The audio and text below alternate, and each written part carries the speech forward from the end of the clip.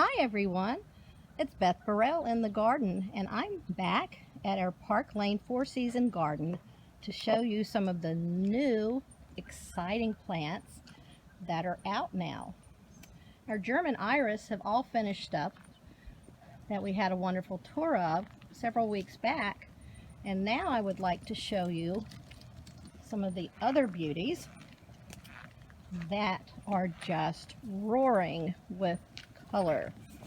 This is blanket flower, or Gaillardia, and there's a number of different color combinations that are very striking. This is an all red variety.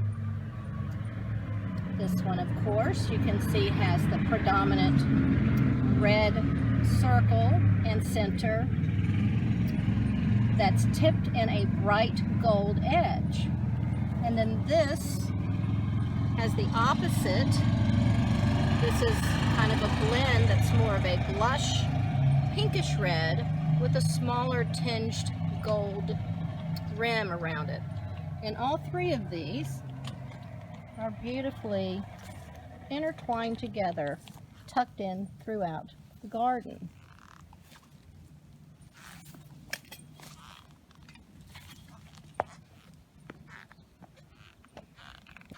We have some here on the border now. Gaillardia, or blanket flower, is a very drought resistant.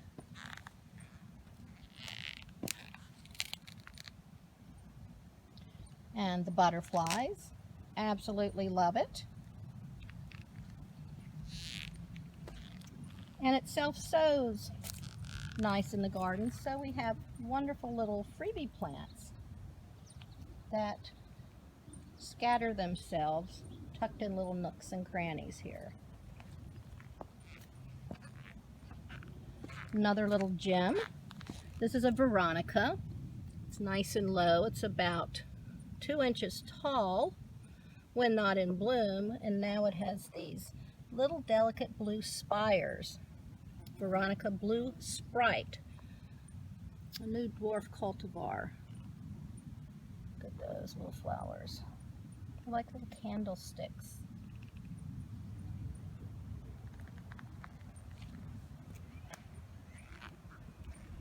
This is a very old-fashioned plant. This is a Verbena bonariensis. Backing up so you can see it. I love the habit of this plant. It's a see-through plant. It has an open habit to it. Makes a wonderful cut flower. And this has been around for many, many years. It's a very old-fashioned plant, and the bees and butterflies just covet this. Verbena bonariensis. Our dwarf butterfly bush is starting to bud up. In a few weeks, this will be just inundated with some fragrant lavender flowers. Salvia Blue Cloud, and our butterfly weed, another wonderful native that our monarch butterflies have to have in order to survive. And we have a number of these in the garden as well. Another Salvia Blue Cloud. This is one of our yarrows. This is a golden lemon thyme that hugs the curb. Our thymes are from the Mediterranean area, along with a number of our other herbs, and they like really sharp drainage. They like lots of sun, really sharp drainage, and wonderful oils when you crush the foliage, and of course a staple in cooking. So this is yarrow, yellow moon, lacy flowers. How pretty those are. And each one of those, if you look close, is an individual flower. Now it looks like this whole umbel is actually one flower, but it's made up of hundreds of tiny little flowers, and so when the butterflies and bees visit, they're visiting that individual little flower. More of our butterfly weed. This is a gold form. We also have orange. And this native prairie jewel, you can see how fabulous this foliage is. It's one of those wonderful silvers. I've probably showed this to you before. And then these purple tubular flowers that hummingbirds like to go after.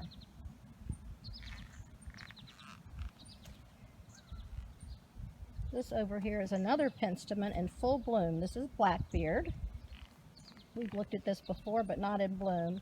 Look how deep and dark the foliage is. It's almost black. The stems, likewise, are a deep black burgundy,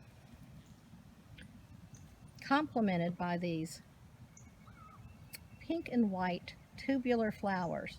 And they are still just opening up. You can see how many buds are still waiting to open up.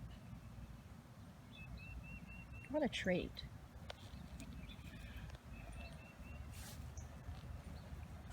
Here's another one of our lovely blanket flowers, Gaillardia.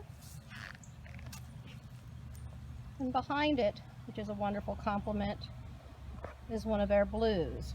This is the Nepeta, which we've touched on before, which is a fabulous workhorse plant.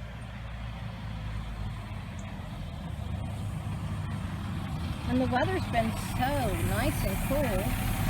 We still have some of these friendly little pansies. Look at that. This couldn't be a lovelier combination. This blue and yellow with the wonderful little whiskers on the face. And then tucked in here, it's one of the weeds I'm not crazy about because it's a weed. This is oxalis. Has a clover-like appearance. Pull this out. I was trying to. There we go. There's another piece. So I want to show you this interesting little weed nonetheless. Has these little seed heads. Kind of look like a long tubular seed head. And when dried, whether it's wind or just to touch them, they will explode and disperse in the garden, unfortunately making many more. But the other interesting thing about this nice little tubular seed pod, pop that off, pop it in your mouth, and it tastes like green apples. So if you happen to have these, you can pluck these little seed pods off, and they're great to tuck in a salad for just a little extra zing. So even though a weed, it's an edible. So it's probably one of the few weeds that gets my kudos, but it still gets pulled out of the garden. So that's a little factoid for today that most people don't know about.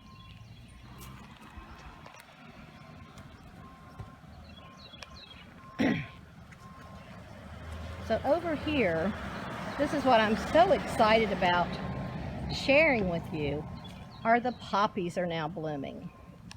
This is a peony poppy. You can see the foliage is a silver green.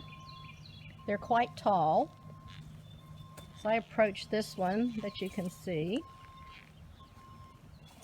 It's close to 4 feet tall if I get right up the side of it.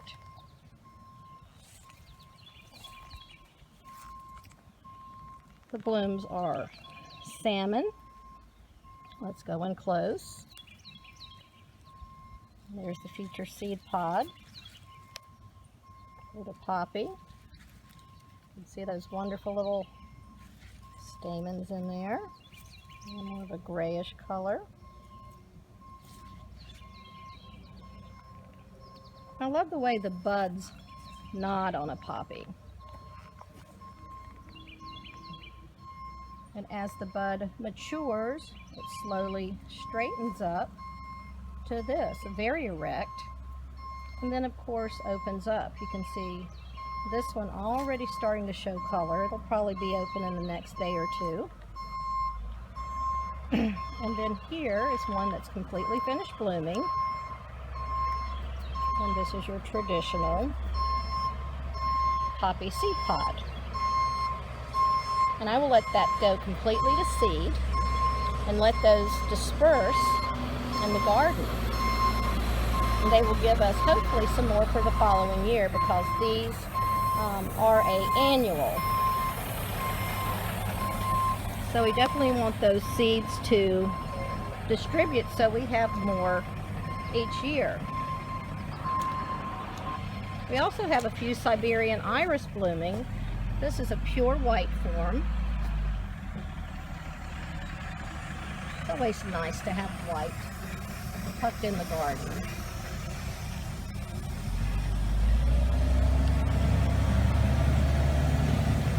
And over here, this is a Louisiana iris called Black Gamecock. The flower looks velvety. It's such a rich, deep purple, just a little yellow flash on the petal. Look how beautiful those are. And a Louisiana iris, this one in particular, is very, it's quite adjustable. It'll grow in a regular soil, but they'll also take a more moisture-loving environment. And they make a nice cut flower. Just a win-win plant all the way around. Now on the opposite end of the garden, as I bring you around, we have some beautiful, look at these, California poppies. That one's just about finished up, and that one. Bright red. Look how beautiful those yellow stamens are. Just love it. And just a simple white halo at the base of those stamens. And then we have this really pretty deep wine bachelor button that's in bloom.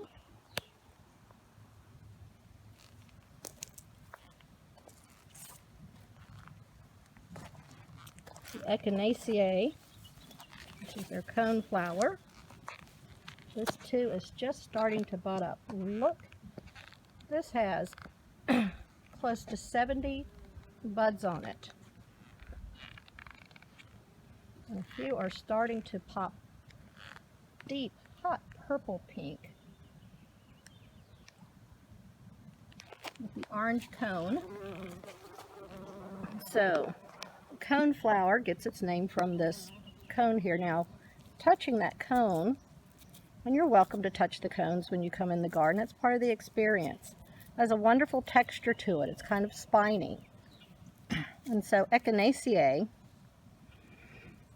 comes from Greek meaning hedgehog. And so the spiny center, that's how the flower got its name, that it was hedgehog-like.